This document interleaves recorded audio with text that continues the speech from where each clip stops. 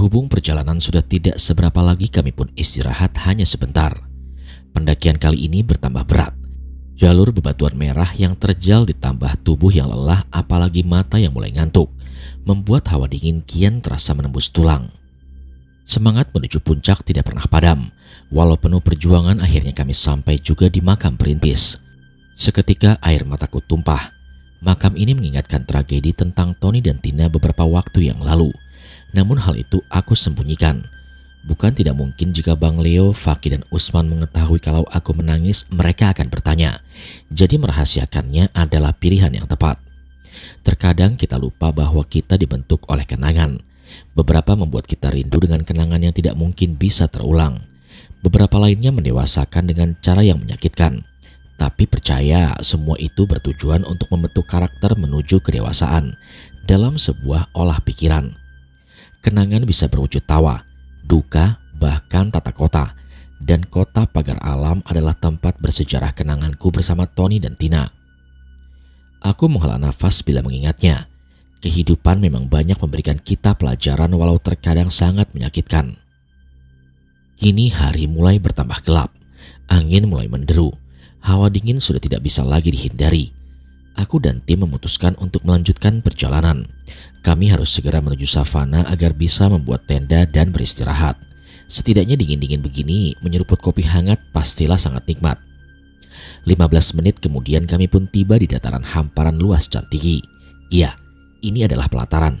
Orang-orang menyebutnya savana. Disinilah kami akan mendirikan tenda mengistirahatkan tubuh sambil menyeruput kopi hangat. Selain hari yang kian gelap, kabut pun kian tebal. Namun hujan tidak juga menampakkan dirinya. Kegiatan memasang tenda dan ngopi bareng menjadi sangat menyenangkan. Kejenakaan Faki sepertinya telah kembali. Sesekali juga obrolan kami hangat dipenuhi oleh canda tawa. Faki memang sosok yang sangat pandai dalam mencairkan suasana. Tapi ucapan di sumber mata air di pos 2 tadi masih menyisakan misteri yang tidak terungkap. Sebelum mengistirahatkan tubuh, kami briefing sejenak. Karena besok pagi setelah sholat subuh rencananya kami akan menggapai puncak Merapi Dempo. Pelataran ini memiliki tinggi 2.975 mdpl. Wajar saja hawa dingin terasa sampai menembus ke tulang belulang. Setelah menemukan kesepakatan, kami pun mulai masuk tenda untuk mengistirahatkan tubuh. Aku berada satu tenda dengan Faki sedangkan Bang Leo bersama Usman. Aku capek. Mengapa kita jauh-jauh datang ke sini hanya untuk menyiksa tubuh? Aku terjaga dari tidur tak kala mendengar suara benda terhempas ke tanah disertai gerutukan kesal orang. Aku mengira itu adalah Faki dan Usman. Karena saat aku terbangun, Faki sudah tidak ada lagi. Jarum pendek jam menunjukkan angka 4. Waktu menjelang subuh. Karena penasaran aku pun keluar tenda untuk mencari tahu perihal apa yang membuat mereka bertengkar. Namun saat aku keluar, aku terkejut melihat Bang Leo tidur meringkuk di hamparan tanah. Kemana tenda mereka? Gumamku saat itu. Bang, bangun bang. Bang Leo pun terbangun dan dia nampak menggigil karena kedinginan. Abang kenapa tidur di sini? Sambungku dengan pertanyaan. Loh, kok aku tidur di sini? Usman kemana? Ujar Bang Leo kebingungan. Justru itu yang aku ingin tanyakan kepada abang. Ujarku pada Bang Leo. Apa mungkin mereka ke puncak duluan ya? Entah kemana perginya Faki dan Usman. Semua barang-barang mereka sudah tidak ada lagi. Jika memang keduanya telah ke puncak Merapi Dempo, kenapa harus pagi ini dan membawa semua peralatan? Sedangkan perjalanan menuju puncak hanya sekitar 30 menit lagi. Bukankah kita hanya diperbolehkan membawa air minum saja bila ke sana? Banyaknya barang yang dibawa akan menyulitkan kita melalui trek bebatuan ini. Sejurus kemudian aku teringat kala bersama Tony dan Tina, manakala Bang Leo mengatakan bahwa semua makanan telah habis tanpa tersisa seperti dijilat kucing. Kejadian sama terulang lagi, ujarku saat itu. Maksudmu apa, Tio? Tanya Bang Leo.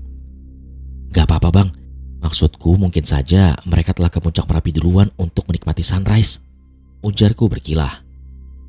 Setelah mengatakan itu, aku menyeru Bang Leo untuk beristirahat di dalam tenda. Karena dia masih kedinginan takut nanti terkena hipotermia. Karena pikiran dikuasai oleh keanehan atas kepergian Faki dan Usman yang tanpa pamit itu membuat mataku enggan terpejam lagi. Aku akhirnya memutuskan untuk memasak persiapan sarapan pagi. Kami berencana hari ini jam 11 siang sudah berada di desa terdekat karena ingin melaksanakan sholat Jumat. Seberes sarapan sekitar pukul 6 pagi, aku dan Bang Leo memulai pendakian menuju puncak Merapi Dempo. Kali ini perjalanan kami tanpa Faki dan Usman. Saat tidak berapa lama lagi kami akan sampai di puncak tertinggi Sumatera Selatan ini, perlahan warna jingga di ufuk timur mulai menghiasi cakrawala. Matahari dengan tersipu malunya menampakkan diri. Hari ini cuaca sangat cerah dan aku meminta kepada Bang Leo agar berhenti sejenak untuk menikmati sunrise dan menyerap energi baik dari sang surya. Setelah dirasa cukup, kami pun melanjutkan kembali pendakian, namun saat telah sampai di puncak, tiba-tiba saja cuaca yang tadinya cerah bersahaja seketika di mulut kawah terselimuti oleh kabut. Kami bahkan tidak bisa menikmati negeri di atas awan karena pandangan mata kini mulai terbatas. Bibir kawah Merapi Dempo seolah dilindungi oleh kabut tebal. Entah mengapa naluriku seolah berkata, kumandangkan azan jika ingin melihat Faki dan Usman. Hal itu juga diperkuat oleh ucapan Faki kemarin, tak kala kami berada di shelter 1 mengambil air wudhu. Tanpa menunda-nunda waktu lagi, aku segera mengumandangkan azan untuk mengusir kabut, sesuai apa yang diucapkan oleh Faki kala itu. Di sepanjang mengumandangkan lafaz azan, jiwaku bergetar hebat. Entah perasaan macam apa ini, aku tidak pernah rasakan sebelumnya. Dan secara ajaib pula, perlahan kabut tebal itu mulai menipis, hingga sirna seutuhnya tak kala azan selesai dikumandangkan. Kami bisa menikmati negeri di atas awan, keindahan ciptaan Tuhan, sangat jelas di depan mata kami.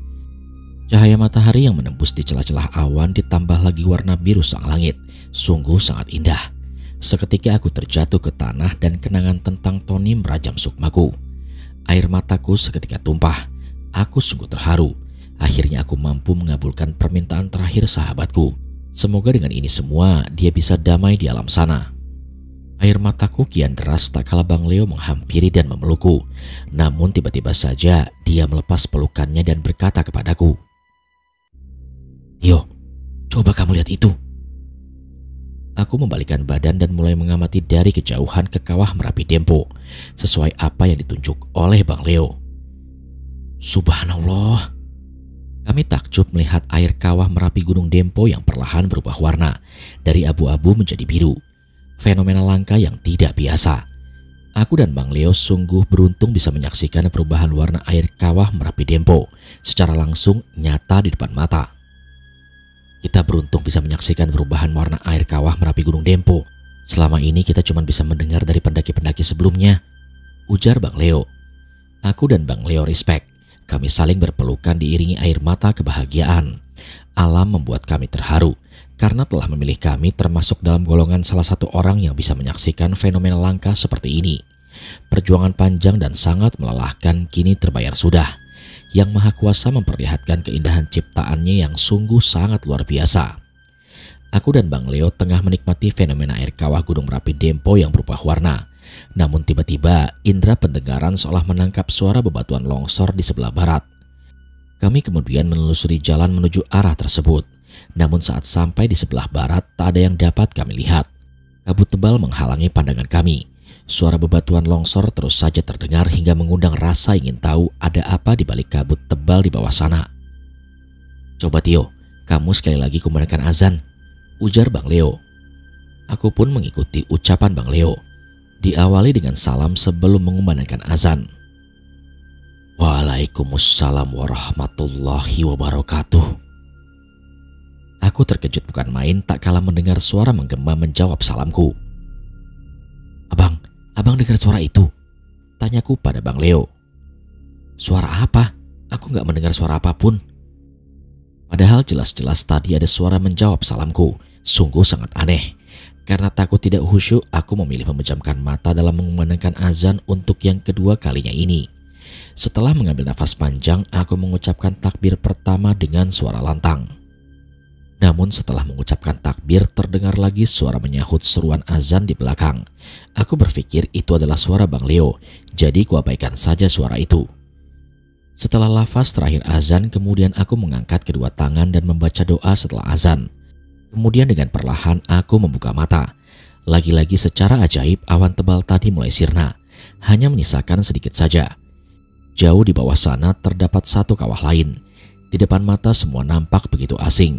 Tidak sama seperti yang dilihatku tak kalah bersama Bang Leo. Kabut tebal tadi kini sudah benar-benar tidak ada lagi. Tempat itu begitu sunyi, hanya ada aku seorang diri. Namun saat aku menoleh ke belakang, "Hah, Bang Leo kemana? Kenapa nggak ada lagi di belakangku?" Aku dibuat kebingungan dengan keanehan yang terjadi. Kenapa aku seolah-olah berada di dimensi lain? Batinku kala itu. "Itu dia!" Terdengar teriak suara seseorang dari bawah sana disertai suara lain yang membuatnya terdengar menjadi riuh. Walau penuh keraguan dan kebingungan, perlahan aku mengedarkan pandangan ke lereng kawah dan pandanganku terfokuskan pada arah bebatuan longsor tadi. Di bawah sana aku melihat banyak sekali orang-orang yang mengenakan seragam berwarna oranye. Sejurus kemudian aku tersentak tak kala teringat bahwa pakaian yang mereka kenakan adalah seragam tim SAR. Aku sangat mengenali seragam itu karena orang-orang baik inilah yang mengevakuasi Tony dan Tina beberapa waktu yang lalu. Jangan-jangan mereka mau mengevakuasi korban. Apa sedang terjadi sesuatu di sana? Dan kemana Bang Leo? Atau jangan-jangan itu... Pikiranku mengatakan itu adalah Bang Leo. Aku segera bergegas menuju ke arah mereka. Aku harus berjalan dengan hati-hati karena kiri dan kanan terdapat sebuah kawah berwarna biru dan abu-abu. Saat aku mulai mendekat, terlihat sosok yang sangat aku kenal di antara tim evakuasi tersebut. Sayup-sayup juga terdengar suara orang berbincang dari kejauhan. "Yang satunya lagi sepertinya jatuh ke dalam kawah. Kita nggak akan bisa mengevakuasinya karena air kawah itu terkandung gas beracun. Itu sangat berbahaya untuk keselamatan kita." Begitulah kalimat yang terdengar olehku dari kejauhan. Dan betapa terkejutnya aku tak kala mengetahui bahwa yang mereka evakuasi adalah Usman. "Dia sudah meninggal," ujar salah satu orang tim evakuasi kepada salah satu orang tim evakuasi yang lain. Aku melihat dari kejauhan seluruh bagian wajah Usman berlumuran darah. Mungkin dia terpeleset dan terjatuh dan kepalanya terhempas ke bebatuan. "Innalillahi wa inna ilaihi roji'un." Terdengar suara orang-orang yang berada di sana. Aku juga heran. Tim evakuasi sudah nampak di depan mata, bahkan bisa mendengar percakapan dengan sangat jelas. Tapi aku tak kunjung juga sampai ke tempat mereka berada. Aku mulai kelelahan, sadar bahwa mereka tidak bisa digapai. Aku akhirnya terjatuh ke tanah dengan cara berlutut diiringi air mata yang sangat berlinang. "Usman!" Bergetar tubuh ini saat menyebut namanya. "Tio, kamu kenapa menangis?" Terdengar suara lain memanggilku disertai sentuhan di bagian punggung. Sesaat kemudian aku tersadar betapa senangnya hati ini tak kala mengetahui bahwa suara dan sentuhan itu berasal dari Bang Leo. "Bang Leo," ujarku dengan suara yang berat. Aku kemudian berdiri dan memeluknya dengan erat. "Kenapa kamu menangis? Ada apa?" tanyanya yang bingung melihat ekspresiku. "Usman dan Faki, Bang," ujarku diiringi isak tangis. "Kenapa mereka? Apa yang terjadi kepada mereka?" tanya Bang Leo. "Mereka sudah meninggal, Bang." Aku seolah tidak mampu lagi untuk berucap kata. "Sudah, sekarang kamu minum dulu, tenangkan jiwamu, lalu jelaskan secara perlahan step by step," ucap Bang Leo. Aku meminumkan air yang diberikan oleh Bang Leo, lalu setelah merasa sedikit lebih tenang, barulah menceritakan semua apa yang aku lihat kepadanya. "Jadi Usman dan Faki yang bersama kita sebenarnya tidaklah nyata?" tanya Bang Leo. "Bisa dibilang seperti itu, Bang." "Lantas apa tujuan mereka masuk ke dalam kehidupan kita?" "Aku juga gak tahu, Bang," jawabku dengan singkat. Matahari di ujung cakrawala mulai naik. Aku melihat jam di tangan jarum pendek menunjuk ke arah angka 7. Hembusan angin mulai menderu. Kami yang berada di atas ketinggian 3159 mdpl harus segera memecahkan misteri tentang Faki dan Usman. Minimnya oksigen membuat kami tidak bisa berlama-lama berada di sini. "Sekarang aku tahu, Bang. Mereka masuk ke dalam kehidupan kita sebenarnya ingin meminta bantuan kita." "Maksud kamu gimana?" Aku menjelaskan kepada Bang Leo. Waktu aku dan Faki mengambil air wudhu di shelter 2, Faki berkata, "Jangan seperti aku, tidak disolatkan, tidak juga dikebumikan." Dan ini sangat sinkron, Bang, dengan penglihatan tentang tim evakuasi tadi. "Oke, sekarang aku mengerti. Jasad Faki tenggelam di dalam kawah. Dia meminta kita untuk mensolatkan dan menguburkan, ujar Bang Leo. Iya, tapi bagaimana bisa mensolatkan dan menguburkan mayatnya, Bang, sedangkan jasadnya nggak bisa diambil? Simbol, kita harus melakukan pemakaman seperti ketentuan yang telah ditetapkan oleh agama kita, secara simbolis. Dengan begitu jenazah Faki bisa mendapatkan haknya, usul Bang Leo. Kalau begitu, kita melakukan sholat gaib, Bang. Aku pernah membaca buku karya Imam Nawawi yang berbunyi, jenazah yang tidak ditemukan hanya disolatkan. Dimanapun diperkirakan posisi jenazah, orang yang menyolatkan tetap menghadap kiblat, ujarku pada Bang Leo. Dengan cara demikian, Faki bisa lebih tentram di sisi yang maha kuasa, kan? Sambung Bang Leo. Tanpa menunda-nunda waktu lagi karena matahari mulai terik, tidak baik jika kami berlama-lama di sini. Aku dan Bang Leo segera melakukan sholat gaib, tentunya setelah tayamum. Bagi umat Islam, mengenal cara bertayamum sangatlah penting. Hal ini akan dibutuhkan dalam beberapa kondisi tertentu. Mengambil air wudhu bisa digantikan dengan tayamum. Tidak perlu khawatir karena tujuan tayamum tetaplah sama, yakni mensucikan diri. Cara bertayamum juga mudah untuk dilakukan. Namun harus diingat, tayamum hanya boleh dilakukan dalam kondisi-kondisi tertentu saja. Setelah bertayamum, aku dan Bang Leo melaksanakan sholat gaib untuk Faki. Sholat ini biasa dilakukan kaum muslim untuk jenazah tanpa kehadiran fisik jasad di hadapannya. Namun saat sholat gaib telah selesai dikerjakan, tiba-tiba kami seolah melihat sosok mayat mengapung di dalam kawah dengan tubuh yang tertelungkup. Namun hal itu hanya terjadi dalam satu kedipan mata saja. Setelahnya air kawah nampak bersih dengan warna abu-abu khasnya. Entah perasaan apa yang aku rasakan. Setelah selesai melaksanakan sholat gaib itu, aku merasakan ada lega di bagian dada yang begitu sangat luar biasa. Semenjak itu pula, sampai dengan saat ini tak pernah lagi terdengar kabar tentang mayat mengapung di kawah Merapi Gunung Dempo. Jam kini menunjukkan pukul 8 pagi. Kami harus segera turun jika tidak ingin terpapar sinar matahari yang terik. Di langit biru nan cerah, aku seolah melihat wajah ketiga temanku, Tony, Faki, dan Usman. Wajahnya nampak tersenyum dan melambaikan tangan sebagai tanda perpisahan. Setelah mengumpulkan bebatuan selayaknya kuburan sebagai simbol makam dan melakukan penghormatan terhadap Faki, kami mulai melangkahkan kaki turun dari atap tertinggi Sumatera Selatan. Gunung Dempo adalah gunung tertinggi ketiga di Pulau Sumatera. Hari yang cerah ditambah lagi jalur yang damai membuat kami turun dari Gunung Dempo terbilang cepat. Karena tepat jam 12 siang, aku dan Bang Leo telah tiba di Gerbang Rimba. Perjalanan pendakian yang estimasinya sekitar 8 jam, nyatanya kami menuruninya hanya butuh waktu 4 jam saja. Aku dan Bang Leo yang sudah berencana untuk menunaikan ibadah sholat Jumat berjamaah di masjid buru-buru menuju desa terdekat. Waktu sholat yang kian mepet karena kami takut nanti terlambat. Namun saat tiba di plang bertuliskan kampung titik 4 awal pendakian Gunung Dempo, betapa terkejutnya aku tak kalah melihat kehadiran tim brigade dan tim SAR yang akan melakukan pendakian. Padahal seingatku tak ada pendaki lain selain kami.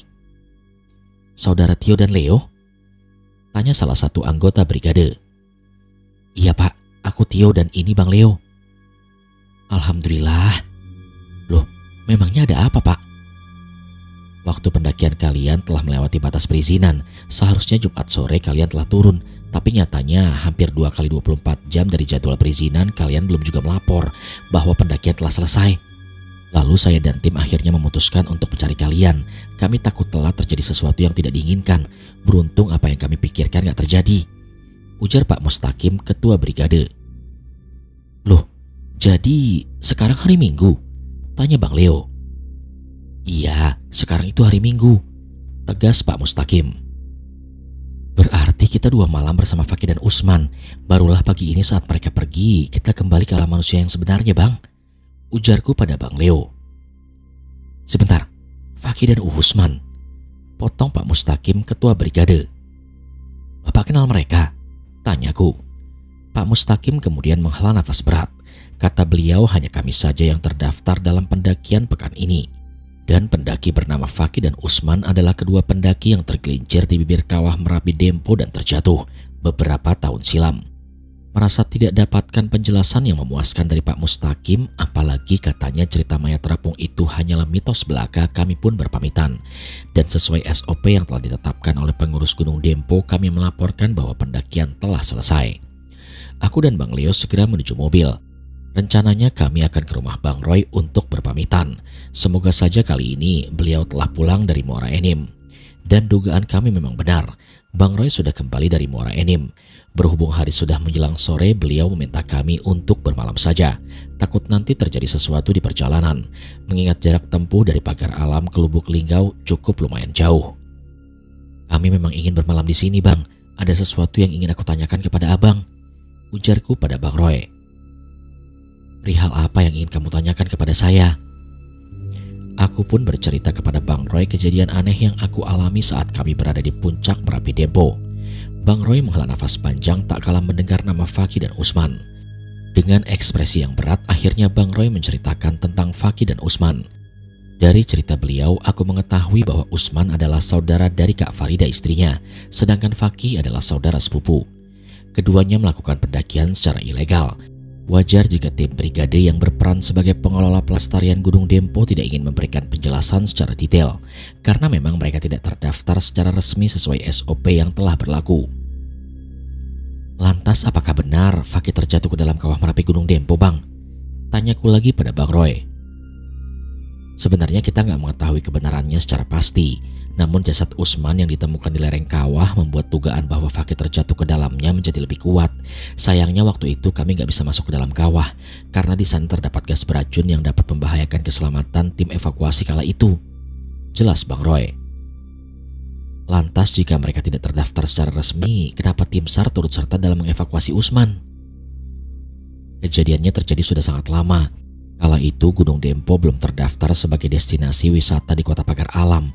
Para pendaki bisa mendaki kapan saja karena memang belum dikelola secara resmi oleh pemerintah. Dan untuk tim SAR sudah wajib hukumnya menjadi motor penggerak dalam evakuasi. Sekarang jawaban itu terjawabkan dari penjelasan Bang Roy. Bang, sebenarnya aku sempat melihat sebuah mayat mengapung dengan cara tertelungkup di dalam kawah Merapi Dempo. Tidak hanya itu, aku juga seolah masuk ke dimensi lain dan melihat tim SAR sedang mengevakuasi Usman. Di sana aku juga melihat Abang berada di antara mereka, ujarku pada Bang Roy. Semua itu adalah salah saya, ucap Bang Roy dengan berat. Salah Abang? Maksudnya gimana, Bang? Bang Roy kembali bercerita. Sebenarnya dia sering didatangi oleh arwah Fakih di dalam mimpi untuk minta disolatkan dan dibuatkan simbol agar dia mendapatkan haknya menurut ketentuan agama. Tapi Bang Roy mengabaikannya. Dia beranggapan bahwa itu adalah bunga tidur semata. Berhubung misteri tentang Fakih dan Usman sudah sedikit terjawabkan oleh penjelasan Bang Roy, lagi pula hari sudah mulai larut, aku akhirnya menyudahi perbincangan dengannya dan segera bergegas untuk mengistirahatkan tubuh. Keesokan harinya di pagi-pagi yang masih samar, indera penglihatan sudah tidak ingin lagi terpejam. Malam ini akhirnya kami bisa merasakan tidur dengan nyenyak. Aku mencoba membangunkan Bang Leo yang masih terbaring di sebelah, namun tidak berhasil. Aku lekas bangun untuk menunaikan sholat subuh dan kubiarkan saja Bang Leo terhanyut di dalam mimpinya. Hari ini juga rencananya kami akan pulang ke kota Lubuk Linggau. Setelah menunaikan ibadah sholat subuh, aku keluar rumah menuju taman. Di ufuk timur warna jingga seolah menghiasi cakrawala, ditambah lagi sang surya di celah-celah awan yang bertebaran. Sungguh sangat indah. Aku memejamkan mata sembari membentangkan kedua tangan untuk menyerap energi baik dari sang matahari. Setelah selesai sarapan pagi, aku dan Bang Leo mengepak semua barang-barang ke dalam tas keril. Seberes packing, kami berpamitan pada Bang Roy dan istrinya. Hati-hati di jalan ya. Semoga selamat sampai tujuan, ujar Bang Roy. Setelah bersalaman dan melambaikan tangan, Bang Leo menginjakkan pedal gas mobilnya secara perlahan. Kendaraan beroda 4 itu mulai melaju meninggalkan pekarangan rumah Bang Roy. Kami melewati beberapa rumah warga khas suku Basema yang berada di lereng Gunung Dempo, dikelilingi kebun teh dan sebelum masuk jalur lintas Sumatera Bengkulu Palembang. Setelah melakukan perjalanan jarak tempuh sekitar hampir 5 jam, akhirnya kami tiba di kota Lubuk Linggau. Rasanya aku sudah tidak sabar ingin segera tiba di rumah. Jujur aku sudah sangat merindukan ibu. Kita ke rumah kamu apa ke rumah Kak Wardana? Tanya Bang Leo. Kita ke rumah Om Wardana dulu ya. Nanti aku pulangnya jalan kaki aja karena jarak rumah kami gak terlalu jauh, jawabku pada Bang Leo. Tidak lama kemudian mobil pun berhenti tepat di depan rumah Om Wardana. Seperti telah direncanakan, ibu juga telah berada di sana. Alhamdulillah, ibu mulai khawatir denganmu, Nak. Untung ibu bertanya kepada Pak Wardana. Ibu baru lega saat mendengar kabar dari Bang Roy bahwa kamu sudah dalam perjalanan pulang, ucap ibu. Dan begitulah ibu. Dia selalu ingin memastikan aku baik-baik saja. Sudah, ayo masuk dulu, ajak Bi Rohayati. Setelah kami masuk dan duduk di kursi, Om Wardana memulai percakapan dengan pertanyaan. Bagaimana pendakian kalian? Apa kalian berhasil menggapai puncak? Tanya Om Wardana. Alhamdulillah, kami berhasil menggapai puncak, Om. Setelah berbincang-bincang sedikit, aku mempertanyakan perihal yang selama pendakian selalu mengusik pikiranku. Oh iya, Om, bagaimana kabar Tina? Tanyaku pada Om Wardana. Om Wardana menghela nafas berat. Ekspresi wajahnya seketika berubah menjadi tidak mengenakan. Oke, kalau gitu aku pamit dulu ya. Catus Bang Leo memotong pembicaraanku. Terima kasih ya, karena telah bersedia menemani pendakian Tio, ujar Om Wardana. Kakak telah membantu banyak keluarga kami. Hal semacam ini gaklah sebanding dengan kebaikan kakak terhadap keluarga kami, ucap Bang Leo kepada Om Wardana. Setelah Bang Leo berpamitan dan benar-benar telah berlalu, aku mempertanyakan perihal Tina lagi yang belum sempat terjawab oleh Om Wardana. Keesokan harinya saat kamu telah pergi ke pagar alam, Pak Wardis keluarga berpamitan. Mereka pindah ke Musi Banyuasin. Bulian dan cemoohan yang dialami oleh Tina membuat mentalnya semakin memprihatinkan. Atas saran dokter dan pihak keluarga, akhirnya mereka memilih untuk pindah dari kota Lubuk Linggau. Kita berharap semoga dengan lingkungan yang baru, Tina bisa pulih seperti sedia kala, atau setidaknya psikisnya bisa lebih membaik, jelas Om Wardana. Kasihan Tina, sepanjang hidupnya terus dihantui oleh kejadian itu. Semoga aja keputusan Om Wardi akan berdampak positif kepada kondisi Tina, ujarku kala itu. Oh iya Tio, setelah semua ini apa rencanamu ke depan? Tanya Om Wardana. Kerja Om, semoga dengan ijazah SMA aku bisa mendapatkan pekerjaan yang sesuai. Gini, Om punya teman yang bekerja di perkebunan sawit di daerah Kecamatan Muaralakitan. Kebetulan dia seorang staf di sana. Nanti Om akan meminta bantuannya untuk mencarikan pekerjaan yang cocok untukmu, ucap Om Wardana. Alhamdulillah, terima kasih ya Om, ujarku berbarengan dengan ibu. Sama-sama, kamu telah menjadi bagian dari keluarga Om, jadi kami berharap kamu jangan pernah sungkan-sungkan lagi ya. Sekitar 1 bulan setelah itu, aku mendapatkan panggilan dari perusahaan tempat teman Om Wardana bekerja. Semenjak itu pula, aku tidak tahu lagi bagaimana keadaan Tina. Menjadi karyawan perkebunan kelapa sawit bentuknya terikat. Aku harus bekerja di hari Senin sampai hari Sabtu. Tapi walaupun begitu, sistemnya berkelanjutan. Ini sangatlah bagus untuk kehidupan aku dan ibu di masa yang akan datang, karena setiap pekerja akan mendapatkan pensiun bila sudah mencapai batas usia normal. Setelah menjalankan masa training selama 3 bulan, akhirnya aku diangkat menjadi karyawan tetap. Aku menjadi mandor di divisi peralatan, jabatan yang cukup bagus untuk orang yang berijazah SMA sepertiku. Karena pihak perusahaan telah menyediakan hunian dan diwajibkan untuk karyawan yang telah menyandang status karyawan tetap standby di lokasi, apalagi ditambah ibu yang sudah mulai sakit-sakitan karena telah memasuki usia senja, akhirnya aku dan ibu memilih tinggal di perkebunan. Perusahaan ini sudah cukup besar. Rumah, sekolah, sampai jenjang menengah pun ada di dalamnya. Rumah sakitnya juga mempunyai fasilitas yang lengkap. 3 tahun kemudian hingga suatu hari ibu jatuh sakit dan aku membawanya ke rumah sakit perusahaan. Tio, ibu kamu sakit apa? Terdengar suara seseorang menyapaku. Aku yang kala itu sedang memainkan ponsel terkejut tak kala mengetahui salah satu perawat baru di rumah sakit itu adalah Tina. Tina, kamu apa kabar? Tanyaku. Kabarku baik, seperti apa yang kamu lihat sekarang. Oh iya, ibu kamu sakit apa? Ini, sering mengalami sakit di bagian pinggang. Oh iya, ngomong-ngomong, kamu baru ya kerja di sini. Soalnya aku belum pernah melihatmu sebelumnya. Tina akhirnya bercerita, ternyata dia baru 3 hari di sini. Dia sudah nampak berbeda. Aku baru tahu dia telah menjadi seorang ibu. Itu anakku, namanya Satrio, ujarnya sembari menunjuk ke salah seorang anak yang aku perkirakan berusia sekitar 1,5 atau 2 tahun. Loh, kok samanya nama denganku? Iya, semoga dia sepertimu, soleh, baik, setia kawan. Pokoknya the best deh, yang pasti dia tidak menjadi jomblo abadi, sepertimu. Kok gitu? Potongku pada Tina. Siapa bilang aku jomblo? Belum aja menemukan yang tepat. Aku sangat bahagia melihat tawa cerah dari wajah Tina. tawa yang selama ini hampir sirna dalam kehidupannya. Setelah berbincang hangat dengan Tina, aku menghampiri anaknya yang tengah bermain mobil-mobilan. Wajahnya sangat mirip dengan Tony. Tanpa terasa air mataku tumpah. Sahabatku memang telah pergi untuk selama-lamanya. Namun ternyata dia memiliki garis keturunan. Tuhan memang adil. Singkat cerita, pertemuanku dengan Tina membuat tali silaturahmi yang sempat terputus selama ini terjalin kembali. Sebenarnya ibu menyukai kepribadian Tina yang sekarang. Beliau sangat berharap jika kelak aku mendapatkan pendamping yang memiliki kepribadian seperti Tina. Kini aku dan Tina semakin akrab, hingga suatu hari aku sengaja main ke rumahnya di perumahan khusus kesehatan yang telah difasilitasi secara khusus oleh perusahaan. "Apa Om Wardana dan Bi Rohayati sudah tahu tentang Satrio?" tanyaku. "Mereka sudah tahu, dan bulan depan aku berencana akan mengantarkan Satrio ke mereka," ujar Tina. "Maksudmu Om Wardana dan Bi Rohayati?" "Aku akan menikah dengan seorang dokter, namanya Hendrik. Dia tugas di Medan.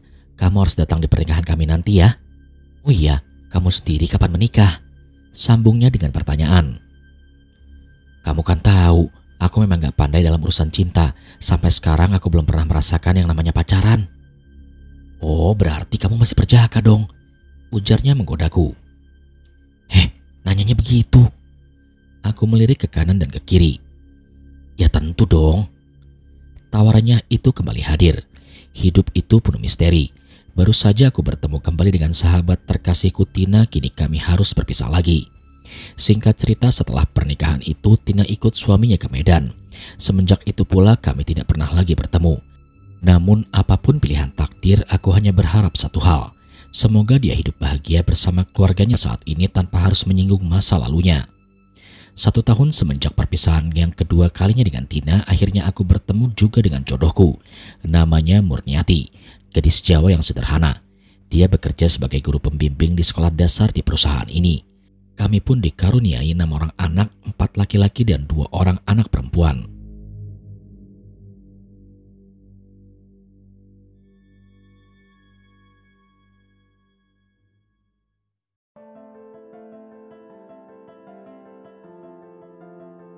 Sekian cerita pada kesempatan kali ini. Terima kasih kepada Mas Sultan Diko yang sudah mengizinkan saya untuk membacakan kisah ini di channel Mereka Ada. Sukses terus ya buat Mas Sultan Diko. Terima kasih juga kepada teman-teman yang sudah setia menyimak cerita di channel Mereka Ada. Jangan lupa support channel ini dengan cara menekan tombol subscribe dan menyalakan lonceng notifikasinya supaya teman-teman gak ketinggalan setiap video yang upload di channel ini. Kalau begitu sampai di sini dulu perjumpaan kita kali ini. Sampai bertemu pada episode selanjutnya. Saya Aldi pamit undur diri dari hadapan kalian. Wassalamualaikum warahmatullahi wabarakatuh.